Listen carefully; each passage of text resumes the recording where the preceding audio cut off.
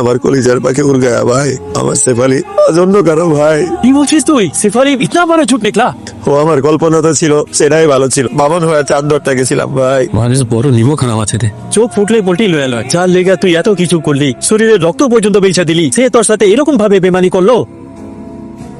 রিহাজ, আমি ইদানিং খেয়াল করছি তুমি আমাকে অ্যাভয়েড করছো। তুমি তো জানোই আমি কি পরিমাণ ব্যস্ত থাকি। রিহাজ, আমি pregnant. What? Are you joking? No, I am serious. চলো না বিয়েটা করে ফেলি। বিয়েটা কি ছেলে খেলা যে বললাম আর হয়ে গেল? চলো হসপিটালে যাই। কি বলতেছো তুই? তোমার মাথা ঠিক আছে? তুমি ব্যাপারটা তো সিরিয়াসলি কেন নিচ্ছ? এই জেনারেশনে এই টাইপের ঘটনা অ্যাভেলেবেল। আমি মানুষ সিলেক্ট করতে ভুল করছি। ভুল আমিও করেছি। হ্যাঁ, তোমার মতো মেয়ের সাথে আমি মিশছি। তোমাদের মতো মেয়েদের সাথে না জাস্ট টাইম পাস করা যায়, বিয়ে না। জাস্ট লিভ দ্য কার।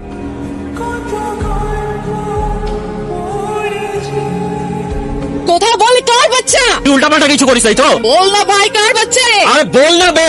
মেরা বাচ্চা, মেরা বাচ্চা? মেরা বাচ্চা।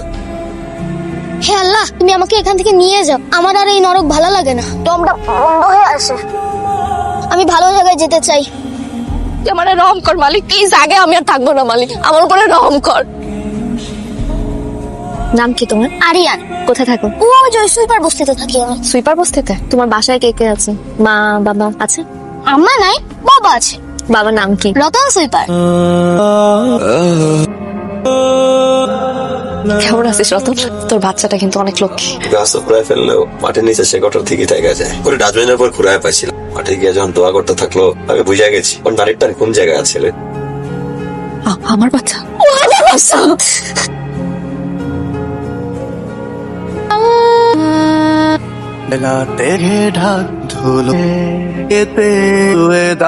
মালিক, আমি তোর কাছে কোনোদিন কিছু চাইনি মালিক। আমি আজও তোর কাছে কিছুই চাইছি না মালিক। তুই শুধু জবাব দে, তুই আমার কাছ থেকে কেন সবকিছু কেড়ে নিয়ে যাস মালিক? কেন কেড়ে নিয়ে যাস মালিক? আমি কি ক্ষতি করেছি? জবাব দে মালিক।